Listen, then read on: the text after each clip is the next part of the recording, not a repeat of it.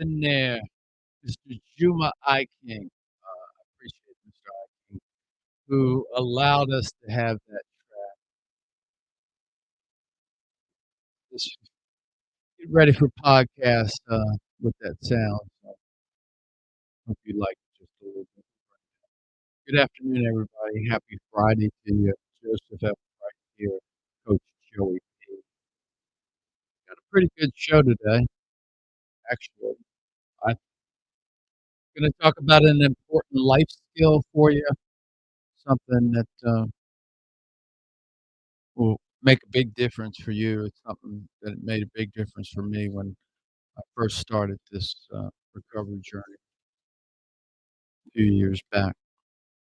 So I'm sure if you take heed, today's message will be impactful for you. And even if you're not into addiction, today we're going to talk about a life skill.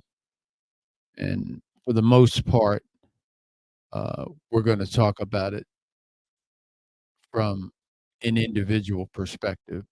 And so the life skill that I'm talking about is I'm talking about the life skill of having boundaries. Because oftentimes people, they don't have boundaries. And boundaries are the things that actually save you.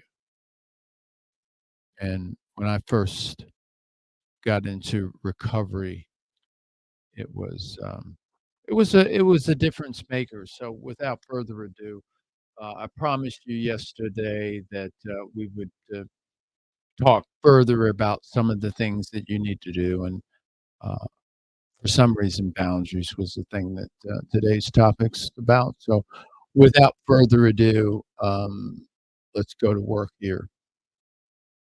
The first thing when I think about talking about boundaries, and the first thing that I would want to share with you about boundaries is there's a couple types of boundaries with respect to you. One, it's personal boundaries, how you're going to conduct your life. And number two, it's relational boundaries, how you're going to relate to others.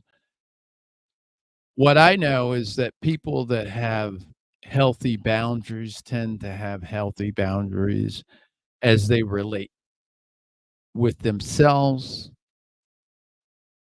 and they also have healthy boundaries as they relate to others. So that's pretty interesting. I was sitting there thinking that I was sharing my music and I wasn't, but that's fine. That's fine. I don't know what you heard. That's probably why that filter wasn't growing up. So, anyway, back to boundaries. As I was talking about boundaries, they tell you how to make it happen, basically. It's not like it's something that's new to you or that you've never dealt with boundaries in your life before. You have. Um, Street signs are boundaries. Lines in the lane, they're boundaries. Um, Doors are boundaries. So you're used to boundaries. But when I'm talking about personal boundaries, I'm talking about personal boundaries and having those personal boundaries in a way where they're deliberate. And just like a door is a boundary and a lane is a boundary, one of the things that boundaries are there for is to keep you safe. And so maybe one of the reasons why you live an unsexually safe life is because of a lack of boundaries. And so, today's session, without any given order, we're going to talk about various components, various types of boundaries, et cetera, et cetera, et cetera, et cetera. I don't even know where to start because of the fact that I haven't thought about this in a minute. And what's so true is that I've integrated boundaries so much into my life that they've actually become unconscious. So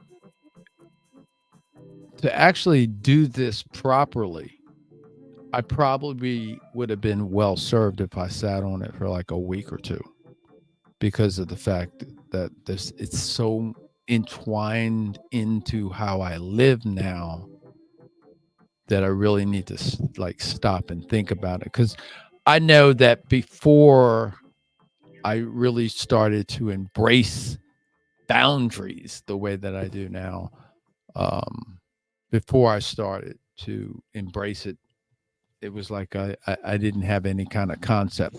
So one of the reasons why we don't have boundaries is sometimes it's because we don't have boundaries with people. And then we just totally lose our sense of boundaries. And then that comes into our own personal walls and boundaries. So, one of the things that I found is why we don't have personal boundaries is because we want to people please. And people pleasing doesn't work at all. But yet it's something that people do.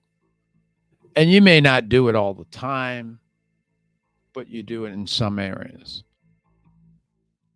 So I guess I'm going to do a reverse, and I'm going to talk about relational boundaries, and then we'll talk about boundaries in the context of addictions. And the reason why I'm going to talk about relational boundaries is because people pleasing is something that at some level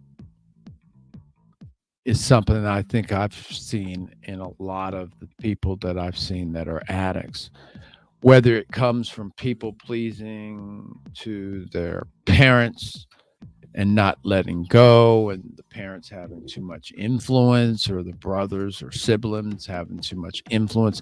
Somewhere along the line, people pleasing is something that shows up. That's why I'm going to talk about this as I try to get warmed up for bringing boundaries in the context of what we're talking about. So I saw some literature earlier today, because one of the boundaries that you need to learn is the boundary of no. I mean, just saying no, that's like a tremendous boundary in and of itself. No, I don't want to do it. No, no, no, no way, Jose. I don't want to do it.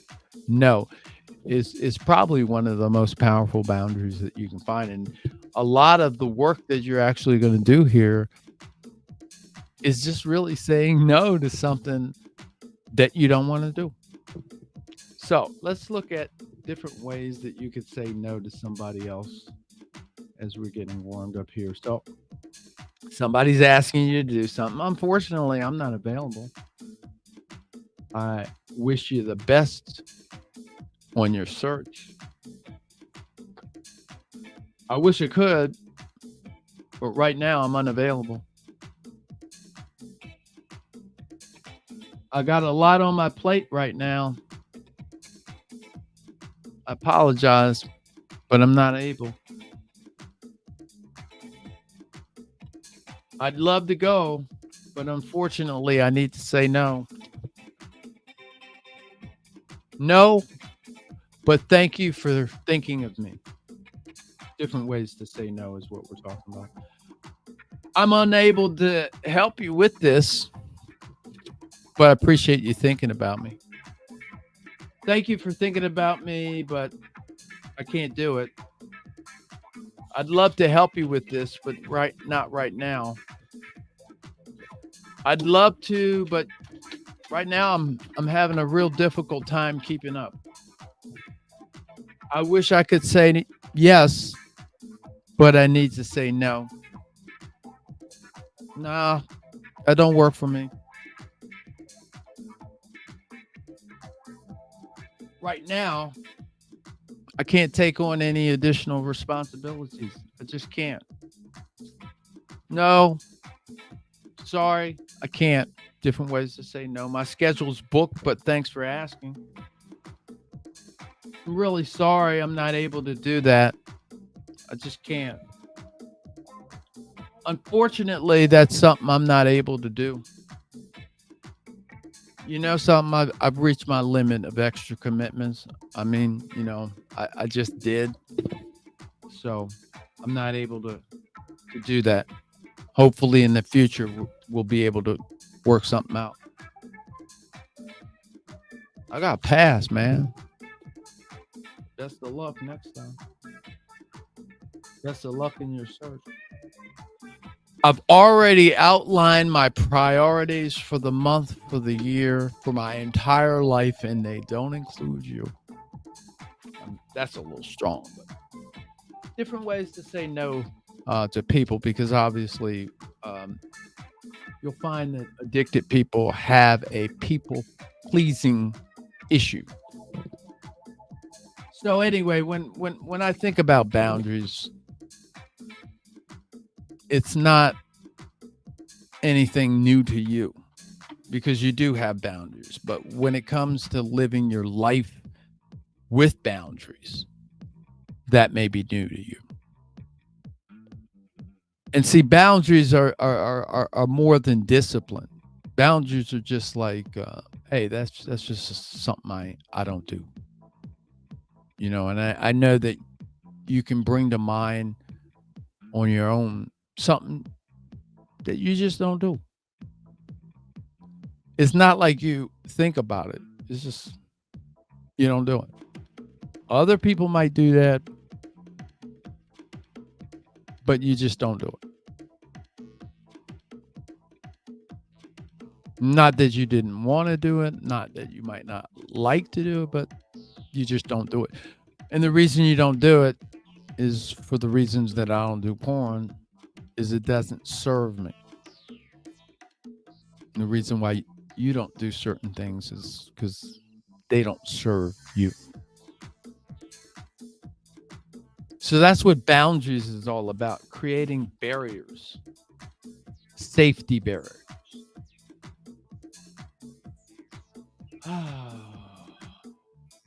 The first place to start really with boundaries when we're talking about addiction is on your computer. That's the first place that you can start. Where is your computer located? Is it, if you live with other people, is it located where everybody can see you or see your screen? Because, like, if your screen's hidden, then that gives you an opportunity to be hidden, which, incidentally, here's an example of a boundary.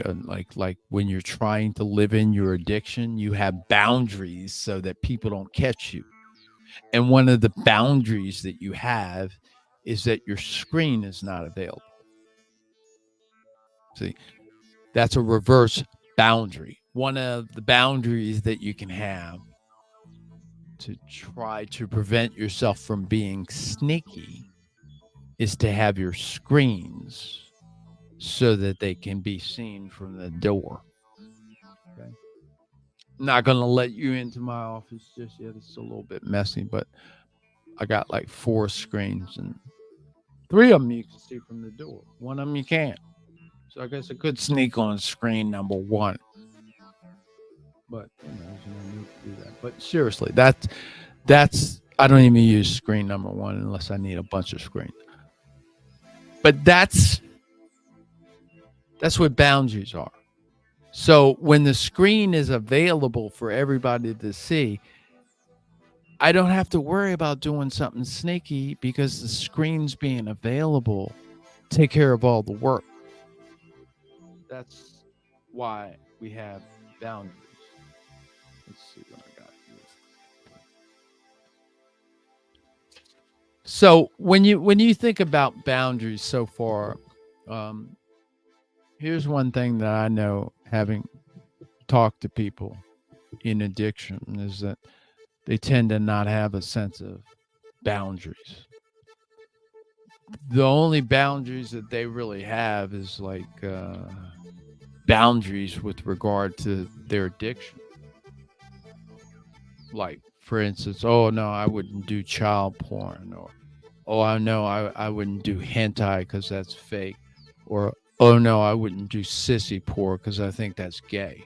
So, yeah, people have a sense of boundaries, and the point here is how to make the boundaries work in your favor versus having the lack of boundaries work against you.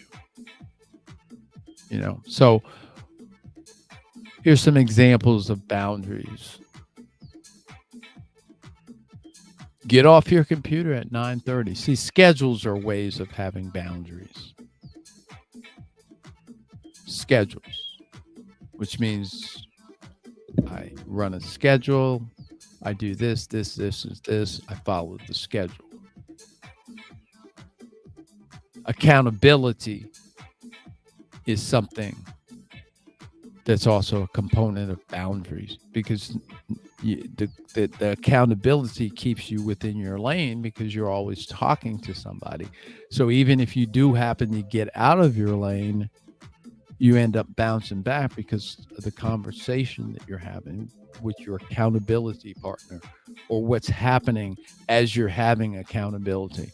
Or even because you're having accountability, you put yourself back in the lane because of the fact that you know that you're going to be held accountable and you don't want to look bad.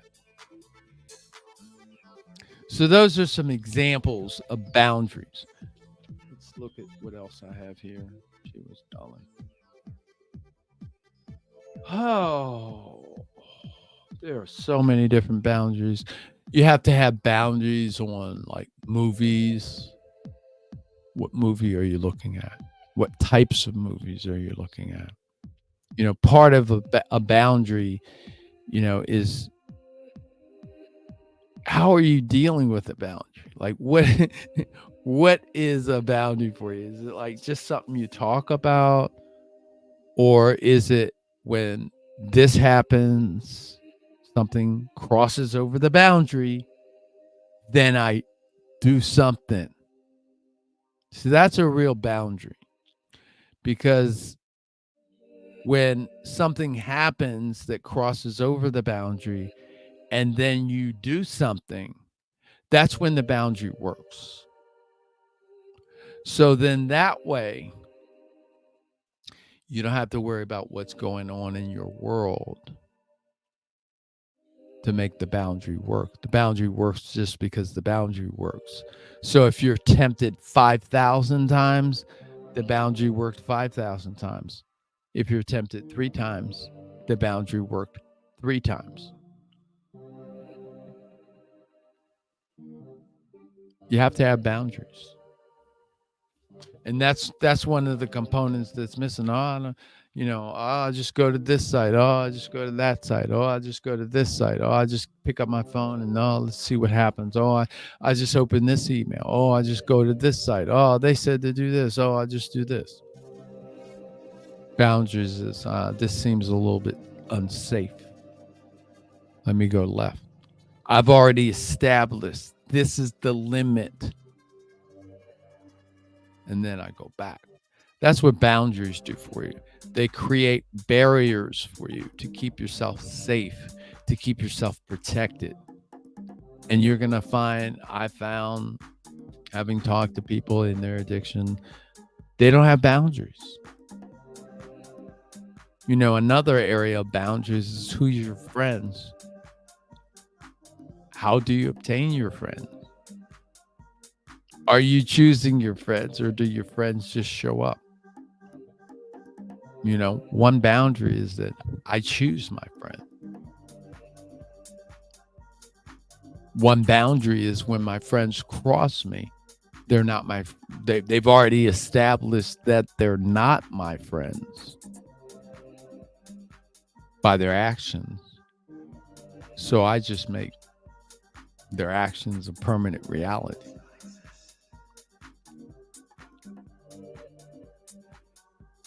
But I would say, if you really want to be a free person from addiction, that, one of the easiest ways to get there is to really live a life of boundaries, to actually search inside of yourself. Don't look for somebody to break down every single component of your life that needs boundaries. Where do you need boundaries? Do you need boundaries? Standards are boundaries. Do you need boundaries about how you're going to be?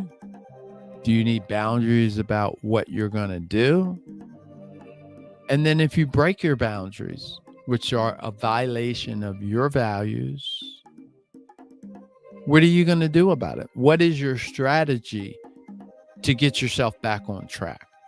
And when you do that, when you have boundaries like that in fact do have an action that comes after them, that does support you, that's when you have boundaries that work for you.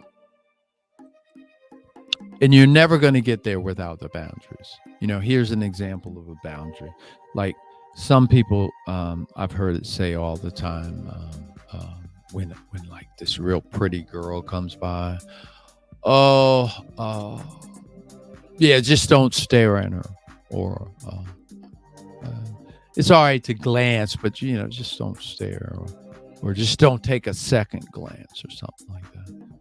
Well, I got news for you. When you really have boundaries, when you're really serious about your doing this recovery, all that. Oh, you already beat that, because like some of that, you already know that girl's coming. You already know that glance that's right here. You knew about that one like 8 seconds ago, because you gotten to be a master at that objectification part of life anyway. So you already know it was coming. So what I'm talking about is that you get so diligent that you cut it off before it even happened. You already know that it's coming this way, so you've already looked that way. It's not about looking away after you saw it. See, that's where boundaries come in, because you already knew your boundary, and that's effective boundaries. You already knew that look was coming, or that opportunity for that look was coming, like 8 seconds ago, 5 seconds ago, even 2 seconds. It doesn't matter. You could cut it off. And that's when you're actually allowing yourself to have boundaries to work for you, and to actually be used for you well. Your phone is an area that you really need to have a sense of boundaries on, all the way around. I've said it time and time again. I'll say it time and time again, and time again. There's no such thing in this day and age of anybody having any kind of sex addiction without having a porn addiction, and they're not accessing that porn on their phone or on their computer. Consequently, as a result of that, they don't have any mastery of their electronic devices. So very basically, having boundaries on how you handle your electronic equipment, that's a good place to go. Like when you sit down at your computer, why are you there? When you sit down at your computer, maybe having a time limit on why you were there, how long you're going to be there. Maybe having a boundary on your computer called filtering software. Now, you can go to Covenant Eyes /Coach J, covenanteyes.com/Coach J. Coach J is a promotional code, Coach J. Yeah, I get a little something from it, and you get a little something from it too. You get a month free. covenanteyes.com/Coach J. Now, that's where you can get some filtering software. Okay. And that's my affiliate link. They give me a little something, and you get a little discount. However, I don't rely 100% on filtering software. I think it's something to help. It's a boundary. And just like I go to my Yahoo or my Google or my computer, and I put on safe search, and Bing, safe search. So whenever I do a search, it's not going to accidentally, I mean, I can actually search bathing suit model and it won't give me porn. But if you search bathing suit model, it probably would give you porn. So, those are the kind of things when we're talking about boundaries that you need to do in everyday life. I mean, all the way around, every possible way that you need to create a wall to help you in this endeavor. And even after you got some mastery, just leave the wall up, because of the fact that you still got some rewiring that you got to do here. You got some heart change that you need to do here. It ain't done yet. So the boundaries takes some of the work out of this process. Some people say, "Oh, I'm struggling." Oh. And one of the reasons that you're struggling is because you don't have boundaries. Boundaries are again, they're like leverage, like the jack that allows you to jack the car up by yourself because of the leverage.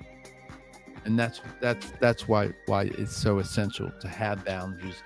And that's why actually what you'll find is that the addictive process is actually a reversal of the boundary process. You have boundaries to protect your addiction that have not been explored.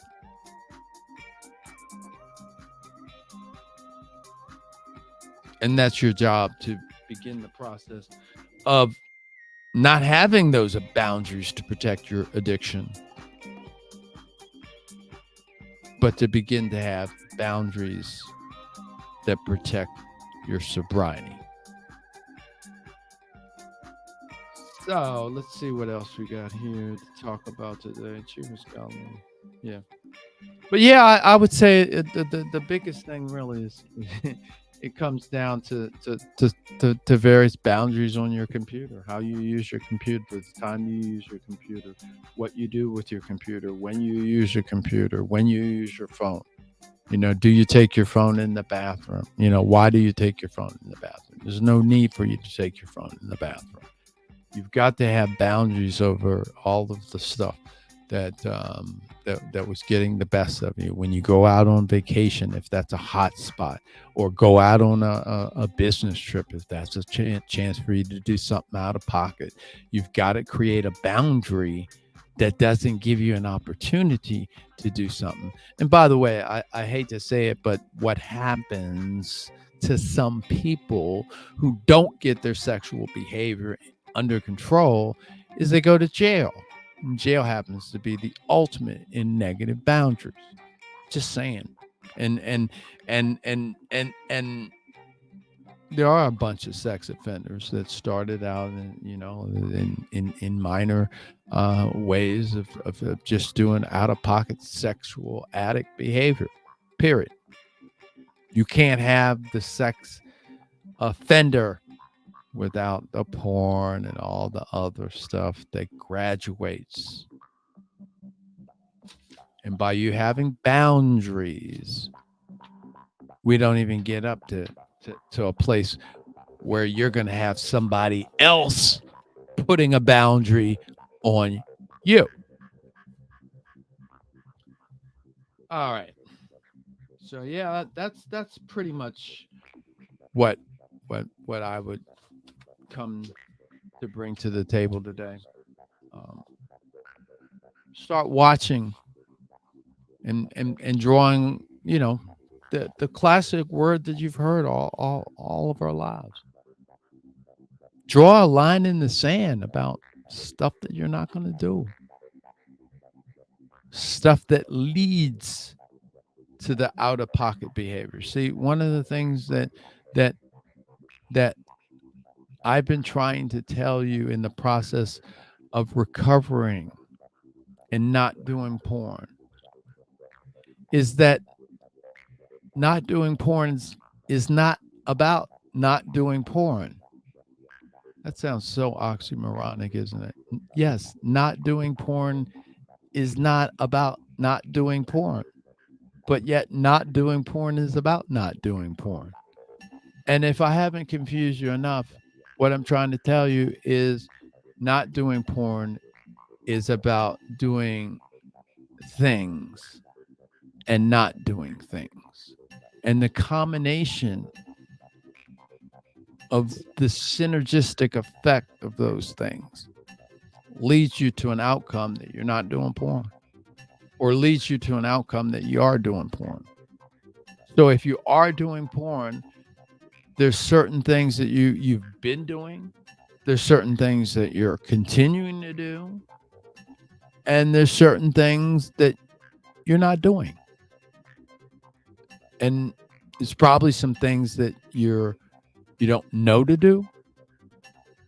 It's probably some things that you refuse to do. Like they already told you. So let me go to the question of the day to see what kind of clownery that they have at one of these forum sites out there.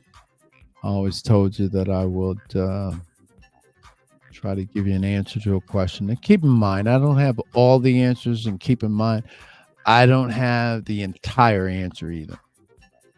All we are doing here is beginning the conversation and opening the door to a deeper level of understanding. And that's not possible without asking some questions first and being honest and straight. Second to first, I can't seem to find any answers. There's always some, oh my goodness. There's always some kind of answer of something clownery, like some of these porn-free challenges that people take that I see out there. I mean, in theory, it's a good idea. But in reality, it's a terrible idea. And the reason being is because we've said it 5,000 times, and we'll say it 5,000 more times.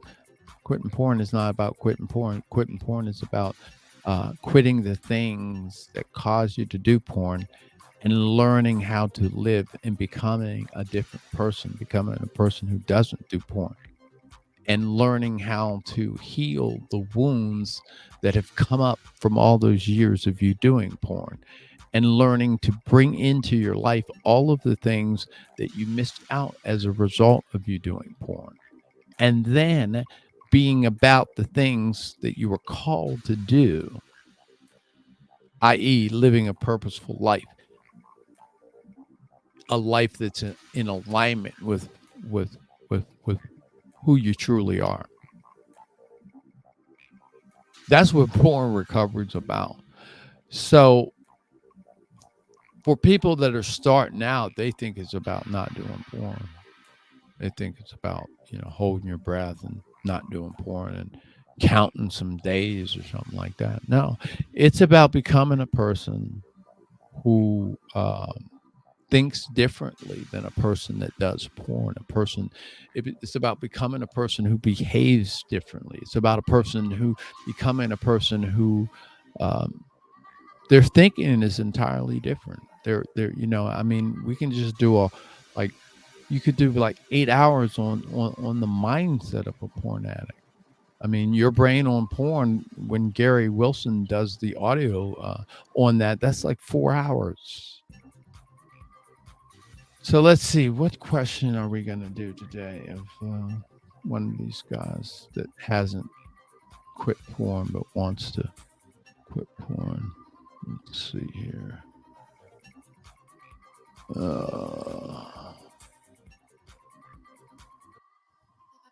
Okay. I can't seem to find any decent can't find any kind of decent question. Oh, yeah, this is one. This is kind of one. This guy says something to the effect of, I quit porn now. Now I'm ashamed of my sexuality. And let's see here. Yeah, I mean, it kind of goes without saying. It's a male doing this, and if he's ashamed of his sexuality, I mean, it definitely doesn't mean that he's got all these kind of masculine, takeover sensations. So, um,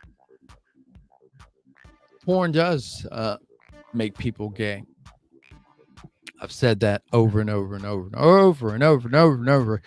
That's kind of maybe one reason why you might want to have a boundary even in your porn watching before you quit, because it does make you, not you, but people, after a long enough time. And I'll tell you why. I'll lead into a couple reasons why. One reason why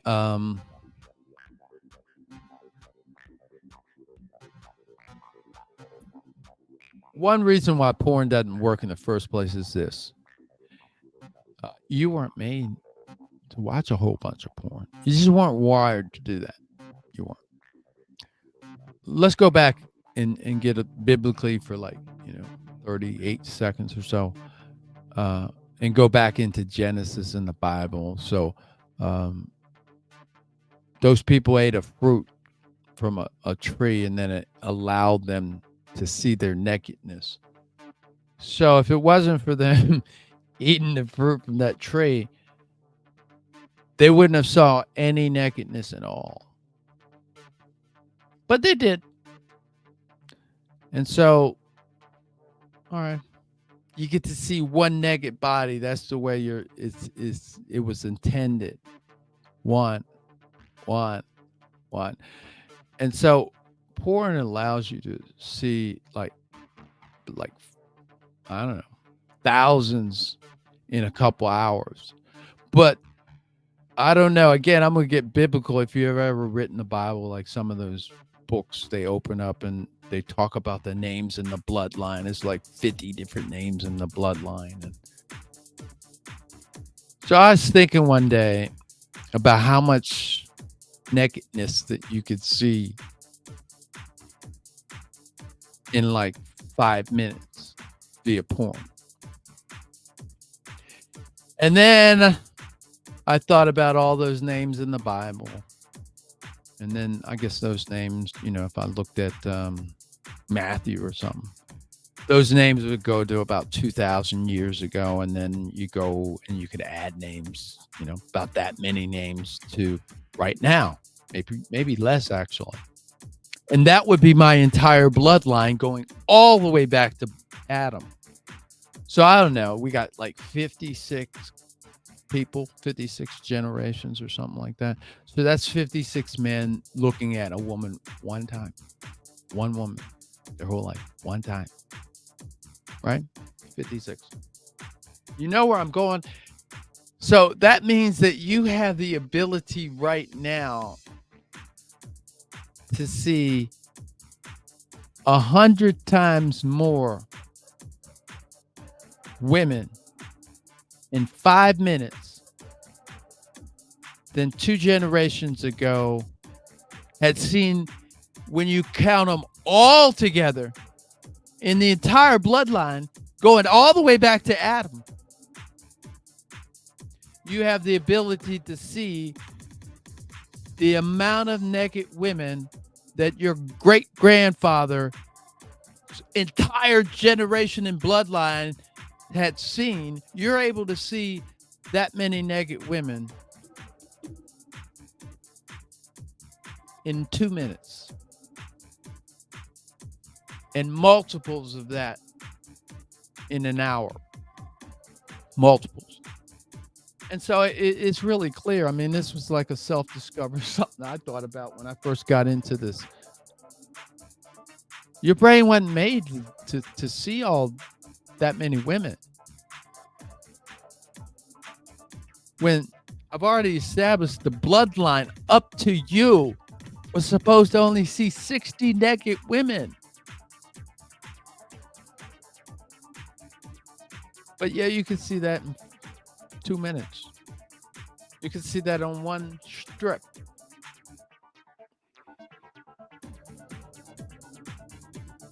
That's one of the things that's wrong. Oh, but if you thought I was done there, I'm not done there. I was talking about women, wasn't I? Wasn't I talking about women? All right. So I think you should be able to figure this out. You're only supposed to see one penis, the one that you look at when you go to the bathroom or when you do whatever else you do. See, that's one of the reasons why porn is causing people to question their sexuality, because you wasn't made to see all that many penises, bro. You wasn't. If you wasn't designed to see all that many women, so what makes you think you was designed to see all that many penises? You weren't. And that's one of the reasons why people go where they go. They get confused. Why would you not get confused? You become what it is that you're exposed to. So a good place to have a boundary, if you feel that you need to go there so bad, is just I know it's a stretch, but work on it. Just eliminate all the different scenes that involve male anatomy, because that conditioning is going to take you to different places. Sorry, it is.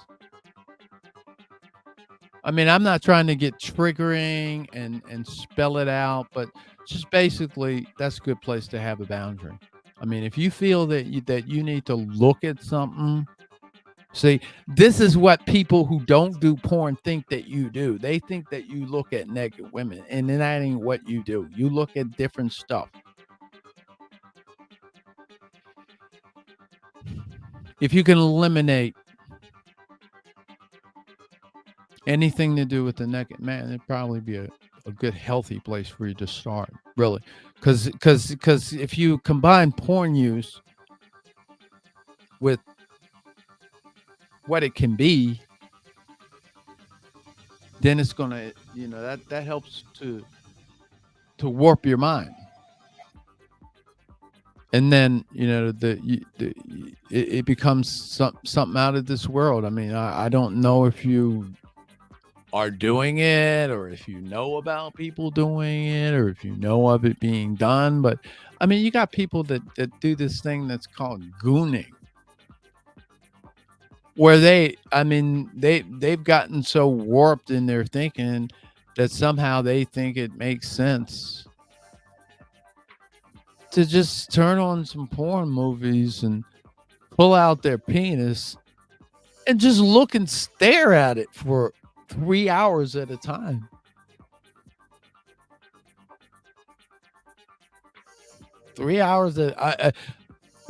This happens to people.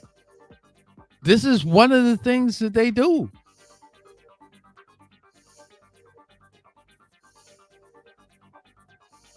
And then what happens is that, then they don't want to do that alone. If you understand what I'm saying. So I don't know. They do that on whatever, WhatsApp, Facebook, or some kind of group chat. I don't know. Call each other up. Hey, I'm gooning. They call that gooning. I'm looking at myself. Just looking at myself, staring at myself. I'm trying to get myself into, I think they call it a goon state. Dude, if you're gooning, you're already in a goon state. I can assure you that.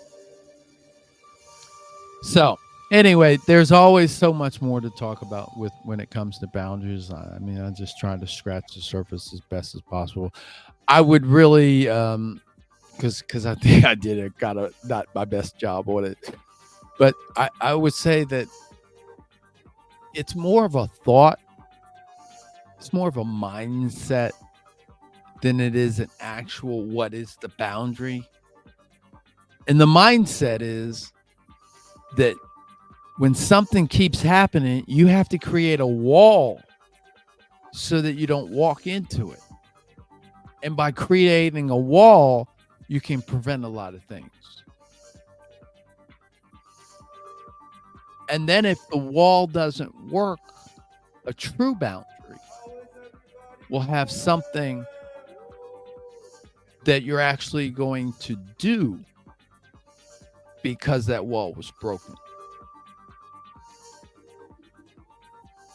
I would review and pull out my pencil and paper and kind of dig. It's one of those fish that presentation's got. It's a fish with a lot of bones on it. I apologize, but there's some meat in there and some there's something in there that you're not doing because the thing that I know like this,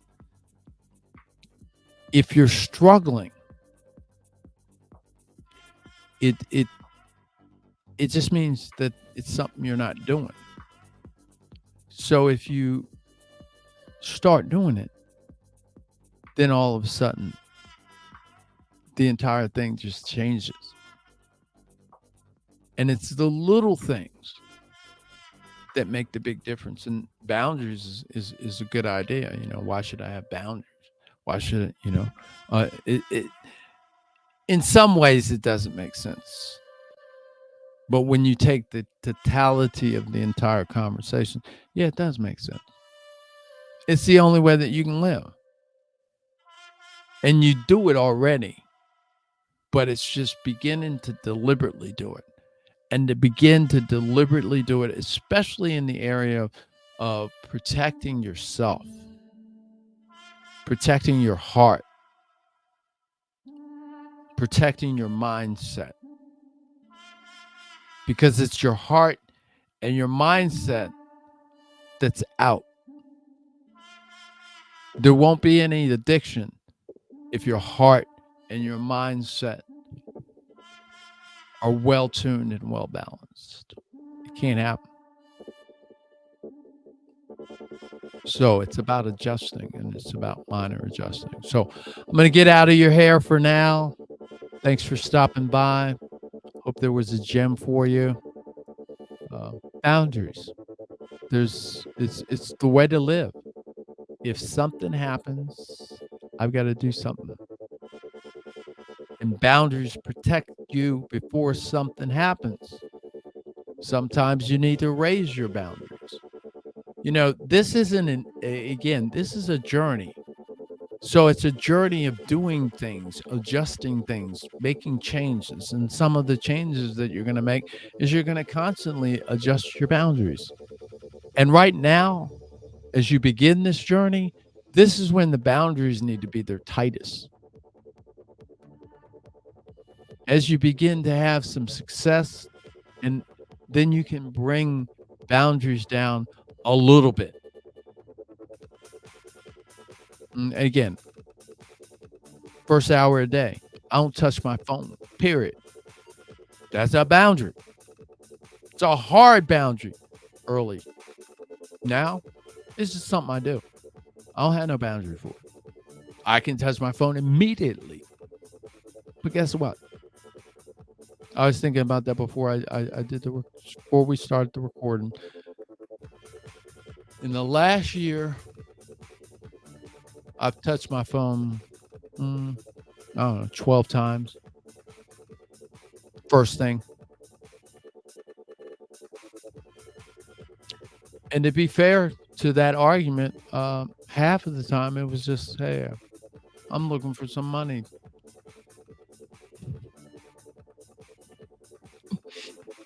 Other than it wasn't like looking for the phone. It was like, hey, did this money, does money show up? Oh. So that's a good place to start. Leave the phone alone for the first hour. Maybe that's a good place to have good implementation for this year. You can do it the fast way, or you can do it the slow way, whichever way you prefer. You can have a new boundary each week for this year. Now, Think about that. A new boundary for each week. I'm not talking about the 52 boundaries that you have. I'm talking about the difference that 52 new boundaries would have on your life. Good place to start. But maybe that's a little too much. So maybe for January and February, just have one new boundary for each month. Then maybe in March, kick it. One new boundary every week. I mean, seriously, if you put one new boundary in your life, one new thing that you ain't going to do no more, 52 times, and you give it like a couple weeks, how can you sit here and tell me that that's not going to make a change? It's impossible. So that's all I got. Drive with care, walk with caution. God bless you. I'm Joseph F. Price. You are in the Men's Health Club, where people practice good, healthy mental habits, good, healthy habits of the heart, good, healthy spiritual habits, and just good, healthy habits in general. So this is a journey. Just do it one step at a time. You'll be all right. You will get there, and it'll be worth the steps that it took. I'll see you next time. God bless you. I'm out.